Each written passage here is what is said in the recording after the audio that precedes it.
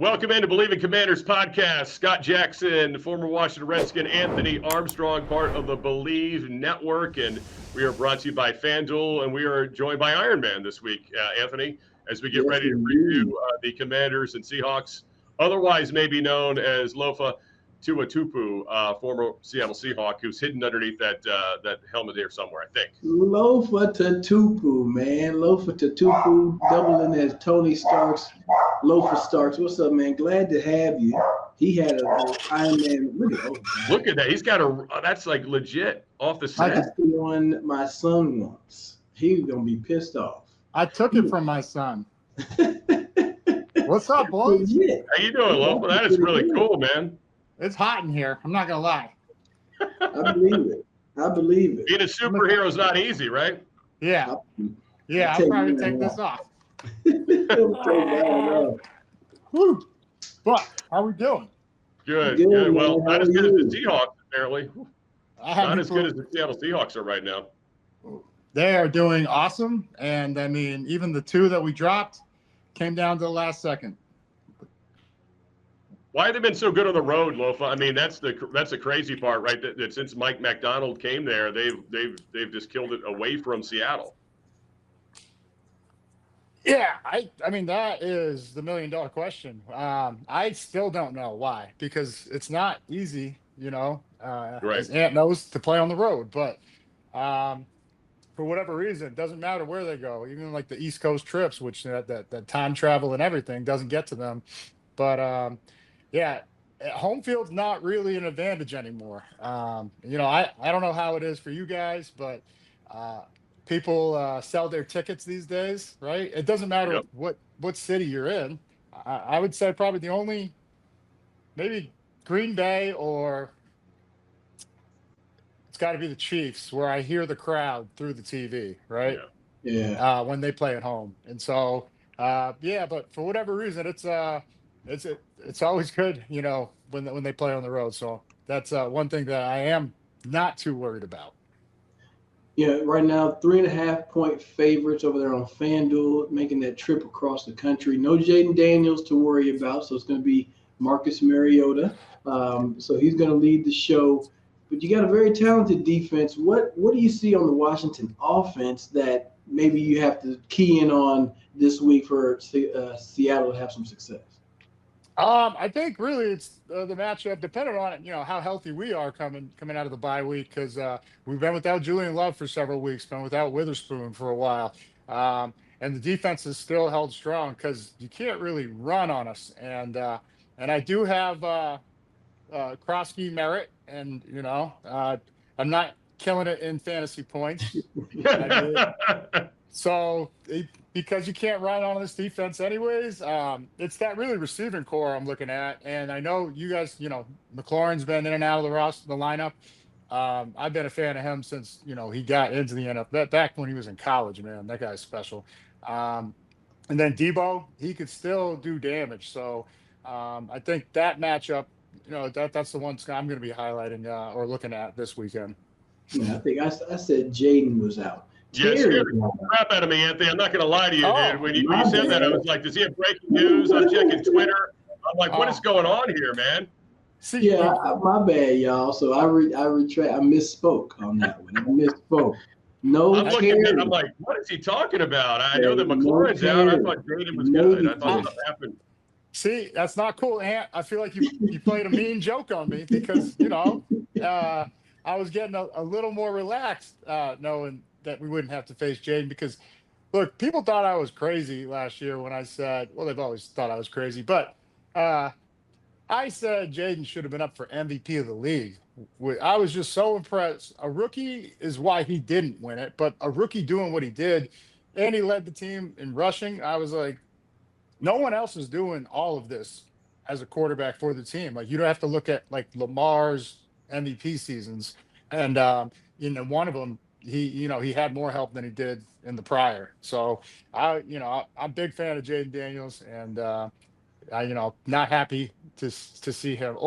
And thank God we don't have to see Scary Terry, because that guy is awesome. three-time Pro Bowler Lofa Tatupu, and an all-day podcast as well. You can check him out there, part of the Believe Network. Good enough to join us here, talking Commanders and Seahawks Sunday Night Football. By the way, I'm happy they're throwbacks. I like your throwbacks that you're going to be wearing. I love our throwbacks that from the Joe Gibbs Super Bowl era. Well, with a obviously different logo on the helmet, but it's going to look pretty sharp. I don't know how people in Seattle feel about those old Seahawk jerseys and helmets, but I always dig seeing them. Oh, it's amazing. Those ones, and then even the ones that we switched into in 20. What was that, 12? I think I'm the only one that played in just the horrible uniforms, and I try to say, with all due respect, Right. I don't want to hurt whoever designed those uniforms, but Right. I mean, and you can't look good in those. There's just, but we won, so like they stayed around for a while, right? That's probably too long now. That is true. Unfortunately, I don't think I've had a bad combination of jerseys. I always liked the burgundy over the gold whenever I had that opportunity. Now, I want to go back onto the field. Let's focus about the people wearing the jerseys. Flipping it over to Washington's defense, strong suit that y'all have. Really, we'll go outside, talk about Jackson Smith and the Jigba. What's the key to getting him open? What's the key to him just being such a spark plug for your offense? And I don't know if you got to see a lot of him, but you're going to see a lot, come Sunday, because he's just there's nothing he can't do. You play zone, he finds every opportunity, every window, and he makes the most of it. His adjustment and tracking to the football is second to none. I always thought like Tyler Lockett was like the greatest I had ever seen in a Seahawks uniform, tracking the ball, running it down. The one against the Jaguars, where the corner was there, safety just underneath, and corner was step for step for him, and he saw the ball was overthrown, and he caught up to the ball, and that's rare, right? But just his tracking, it's second to none, man. Like it's right up there with Tyler Lockett, might even be better, which is wild to think or even say. But over time, I think we'll look back on this conversation and be like, oh yeah, he was that good. It's awesome to watch that guy play.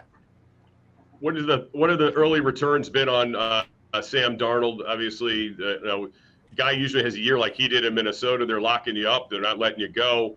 And who knows? Maybe they got some buyer's remorse now with the things they've been dealing with. But for Seattle, how do you feel like this signing has turned out halfway through the first season? I mean, got to give it an A.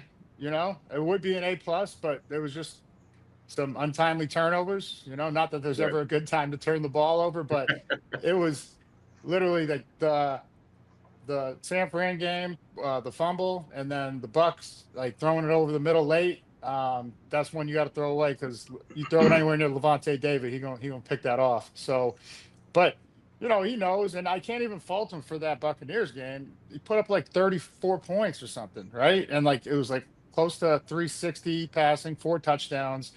I'm not going to fault, even though it was like the game-ending touchdown. He did more than enough, and the defense needed to step up there. Baker Mayfield is pretty special, and another Ohio State receiver, Mecca Buka, was going off that game. So it was a good battle. But I believe when we look up, those are 2 NFC teams that are going to be in the playoffs. So if there's any moral victory to take from that, I know we didn't as a player, Ant, but as a fan, I'm just a fan now. That's what I think about. It's tough to make that transition to accept moral victories. You know what I mean? It's like, I don't want to do that. You know what I mean? So I take them every now and again. I'm always trying to like calm people's, anger and frustration. Because one week they want to sell the team and sell half of the players, and the next week GM's the smartest man in the world. So it's definitely different on the outside. Let me ask you this. I'm looking for one player. What one player on Washington's defense scares you the most, or probably is going to be the most impactful player that they need to key on from Seattle side? I mean, I love Frankie Louvu. Wanted to draft him back in the day, and he is a weapon. He could do everything. But I got to go with Bobby Wagner. All right. It's just, but Bobby's always about his business, but when he plays us, like he did with the Rams, like it was like some of his best games. And so Mm. it seemed like it was a little more personal. And I'd be surprised if he doesn't have one of his best games, against us. It's just incredible what he's done. I think 14th year, I believe, and just every time you look up, he's just stuffing the stat sheet with tackles. Got a pick last week, and I've always said this, even when I was coaching him. Had the honor of coaching him in 15 and 16. If you send Bobby Wagner, it is a mismatch, and I don't care who you're going against, center, guard, and even some tackles. But a running back, there's no chance. It's over. And I think you saw that when he had that 2-sack game earlier in the season. And it's just he can do it all, and just I'm proud of him, man. It's interesting you bring that up, Lofa, because I think with this team this season, he's been stuck in space a lot, and had some rough matchups with tight ends or backs. And a lot of what has been wondered is what you just brought up. Why not send him more? Because he's very good at it, right? Like if you send him, and then leave somebody else back there, it feels like that would be better for the defense. At this state, in his career, 14 years in, man, yeah, and we're asking him to eat up a couple yards, going after, and there's not many quarterbacks, in that with his change of direction that can get away from him. Even some of the best, he still can track him down because he's so patient. But keeping him in space, he still can cover, but it's different now. And if there's the play is prolonged, like I think it was that Atlanta play, right? Yeah, No one's staying with Bijan Robinson. No one right. is, right? And 100%. that was a pick. Like we could agree that was a pick that they didn't call, but it's just always use your players to the strong suit and how they best serve the defense. And Bobby going forward is a problem, and like that, no one's able to solve. And so I fully believe, like, if you sent him for a whole year, like 5, 6 times a game, I promise you 8 to 10 sacks a year, even at this stage. And Right. so there's only a couple guys, Lawyer Malloy comes to mind. Like when Mm. I played with Lawyer, they were sending me a lot. And, yeah, it's fun to blitz. But I was like, yo, every time Lawyer goes, something good happens. Like the Right. quarterback's clock speeds up. We can jump routes. Now I can tell everybody, hey, play aggressive. Like he's getting there. And that's kind of what Bobby provides when he goes on a blitz. Last one for me, I'm looking at the secondary, especially Reek Woolen and potentially getting Devin Witherspoon back out there. Just what's their growth been over their years at the team, and just how impactful they are for the Seattle defense? Yeah, Reek. I mean, he came on strong his rookie year, and then a lot of people don't know is like he missed all of off season with a knee procedure, and then just being the tough competitor he is, he went out there with no camp, trying to find his legs again when it was a knee injury. And so I've always had his back in that regard because he's had some rough plays, and I think it was because he wasn't healthy, and then his shoulder too. But so now he looks like he's healthy, and that's what's exciting, man. Like 6'4", man, and that's big problems just because of Yeah. the reach and the speed. I mean, he ran one of the fastest 40s when he came out of college, and then take it over to Spoon, same thing. He's just not healthy right now, but he came on the scene first 2 years, 2 Pro Bowls. There's nothing he can't do. If you want to compare somebody, I'd say he's in the mold of like Rondé Barber. Like Mm. he outside, he can handle any matchup. Inside, he can play in the box, knows run fits, and is aggressive. And you can't get hands on him. Like big lineman, he's just going to juke him and then make plays in the backfield like Rondé did. And man zone coverage, it doesn't matter. And I think almost in McDonald's scheme, I think McDonald just gets excited, so he moves around so many places. He doesn't have a home yet, and if he did, you would see like all the numbers just through the roof. But he's made it to the Pro Bowls without the number like last year because he, no one can get open on him. Like it was just a real problem. But that, yeah, those two, I love the way Job stepped up in the absence of them, Josh Job, and trying to think who else in place of Julian Love, Ty Okada, undrafted free agent. He stepped up, played big, and then Eamon Worry. Like dude, it's just an embarrassment of riches over here. And like, I haven't even talked about the linebackers or the D line yet, which is our strong suit. Like, Can teams run on this Seattle defense? they've tried. I'm trying to think. Like, Yeah, the they've Niners, only given maybe. up. They've only given up one 100-yard rusher on the season, or for the team, I should say. Yeah. And that was week Yeah, 1 against San Francisco. The that's last 5 games, or at least 3, has been like 56, 59, and 56. So they're very stingy with the run. They don't let it happen much. it's insane. And like, we're deep across the board.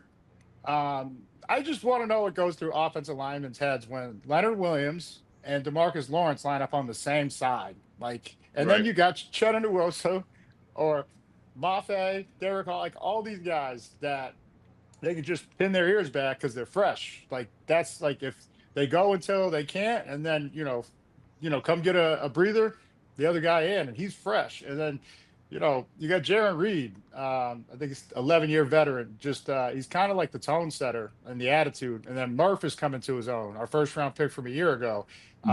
Mike Morris, I think he was a 5th-round pick out of Michigan. He is like the Swiss Army knife. He can go outside, inside, and my favorite thing is watching him run down on kickoff and destroy a return.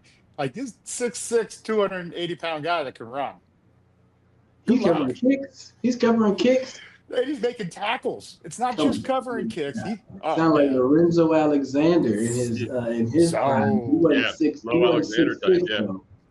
I know. Yeah. But I mean, that's a bad dude. Yeah. Yeah, he was. Lofa Tatupu, man, great stuff. 3-time Pro Bowler, all-day podcast, Believe Network.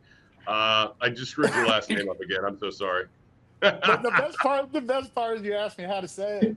I know. That's the one. Tatupu. You had Anthony. in there. Yeah. Lofa Tatupu, man. Thanks for joining us. I'll say it. You move your mouth like a mime. Exactly. You can say it for me. Lofa Tatupu, thanks for joining us, man. Hey, good luck on Sunday. Hopefully, we get the winner of the game and the best jersey. But it's gonna be fun, man. Appreciate you taking the time. I always appreciate you guys, and happy Halloween. Happy Thank Halloween, you. man. Yeah. Give your son his mask back, though. Never.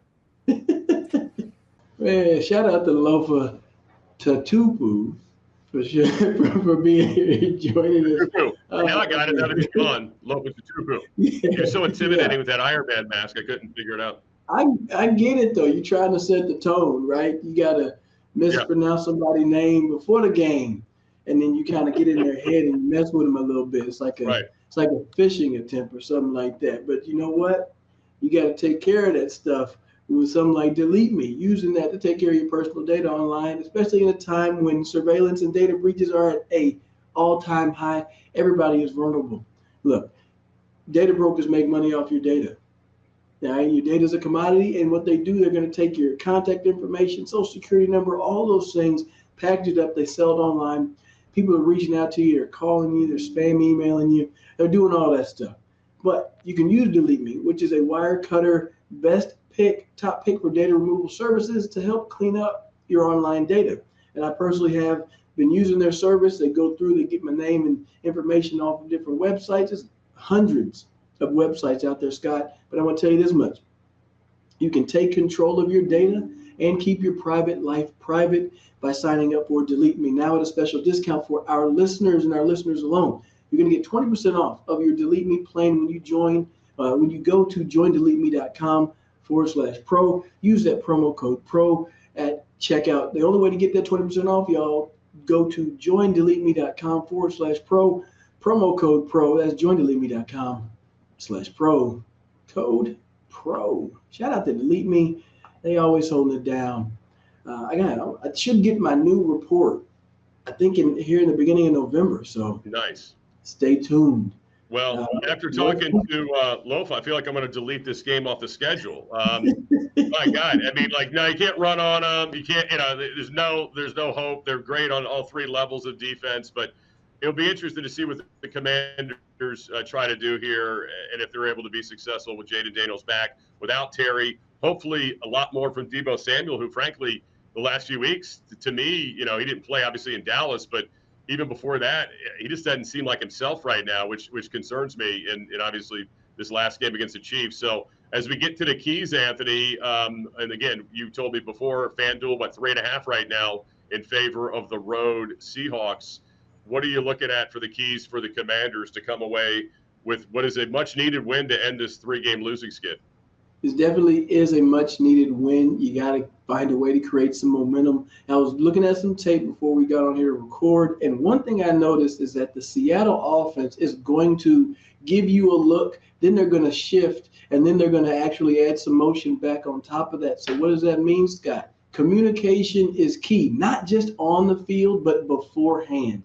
How are you going to handle what you're getting? I saw a play down in the red zone. It was actually after a personal foul penalty, wink, nod, nod, that they went to Jackson Smith in the jig, but ended up throwing a touchdown. They started out in a 2-by-2 set, motioned the tight end over to a 3-by-1 set. Then they shifted Kenneth Walker. He does a little motion out, ends up being a 2-by-2 set again. You get a better route runner, then you get a better pass blocker, you get one-on-one coverage, they threw a touchdown. If you're not communicating how you're going to handle these things, you're going to get diced up by Sam Darnold in this offense. So that is my number one key. Communicate. All right. What is the other big key for this team, whether it be on defense or on offense, or if you want to throw special teams in there, feel free. Well, right here, offensively, I'm saying that you got to go in your cupboard and you got to spice it up. I'm talking about a little Zatarans, a little Osmo, a little seasoned salt. You got to spice it up on offense. And I'm called for some special plays, right? You got to dig deep in your bag and pull out some tricks. Do something to create a spark for your offense, because if you're trying to just line up and run your base stuff and have them drive down the field, it's going to be difficult to do. Like we mentioned, the Seattle's given up 150 yards rushing over the last 3 games. You already haven't been too committed to the run, so I find it being even that much more difficult to get the run game going, though you do need to do it in this matchup. Second thing is outside, they're going to play press man. They're not going to respect the receivers. We obviously don't have Terry McLaurin. I misspoke earlier in the show. We don't have Terry going in this matchup. So they're going to play press man against our wide receivers. So you got to spice it up out there. Somebody has to find a way to get open against press coverage, but spice it up, create some offense. I'd like to see them win the turnover battle. I mean, that was the frustrating thing we talked about on Monday night. When you get those turnovers in the first half, you get those short fields, or you prevent the other team from scoring, you got to cash in. If they can do that, look, we know that Sam Darnold can still have Sam Darnold of old performances. We saw it last year in Minnesota at the end of the season. I mean, this is a guy you can create turnovers on, and obviously, if you get after him, he's not running away from anybody. If they could generate a pass rush, I think that's where the advantage is for the Commanders. Have got to lie here, like getting them off the field. They're not a good third down offense, and the Commanders at home are actually an elite third down defense. And, that's where they really excel, is third down defense at home. So they're going to crowd it. I think, this is a field position game, special teams, maybe Jalen Lane, right? Maybe Luke McCaffrey ends up popping one here. The Commanders need to kind of create a non-offensive touchdown, I think, in this football game. Because, I mean, I can see what you and Lofa are talking about. I mean, it's going to be hard for them to maybe move the football and put up points consistently in this football game on that defense. And, hopefully Cliff Kingsbury, as you said, pulls something out of the bag and maybe surprises us, and they can actually establish the run with the running backs, which are, their running backs, by the way, are performing mid to low level. I mean, the only reason this rush offense looks good is because of the quarterback right now. I mean, it's not the running backs right now. The last several weeks in particular, and they're one of the lowest in the NFL in terms of running back attempts per game. I think they're 31 out of 32. Yeah, that's not good. That's not good. That's I don't think that's going to improve this weekend. It's not going to improve it, and I love that to be that third key. It is on top of winning that turnover battle. You got to capitalize on it. You got to cash in, and on top of it, Scott, an extra key is that it's going to take everybody, and I'm talking about everybody in Northwest Stadium, to be loud and proud and make the most noise. Because hell, Art Monk's getting his number retired. You got the Super Bowl units on there. It's going to take a joint effort to rattle this team and to slow them down and find a way to get a W, because you need it on Sunday night. You like anything on the FanDuel front? I know, again, we said 3.5 in favor of the Seahawks. Any props you're looking at? Anything you're looking at? Man, you know what? Not so much in our matchup. I can tell you Yeah. that, man. Not so much in our Matchup, right? matchup. Because when you take away Terry, then it makes me feel like it may be a little bit slower. But what's the points? Because that'd be something I would look at. I would probably think the under would be something that could be at play. Anytime touchdown score, maybe a Zach Ertz could be in there. It's going to be difficult, I think, outside 47.5, by the way, right now. 47 and a half. 47 Okay, and a half is the number as of I here. think I'd like the As of under today on that. on FanDuel. I think I'd like the under on that, especially if the defense can keep things in front of them and limit the big plays. Last game, Seattle hit some big plays on Houston where they would, run the boot one way, and then I saw Cooper Kupp kind of leak back across. He did it so many times in there with the Rams, so he's going to have that boot that keep where he leaks around, hits a wheel route. They hit a tight end out of a 3 tight end set, and he did a wheel route up on somebody to put themselves into the red zone. So having your eyes in on the play action game, I went back to another key, but how they handle play action, if they can run up and tackle, will be big, because they can make this a game where that ends up being an under. Defense is playing sound.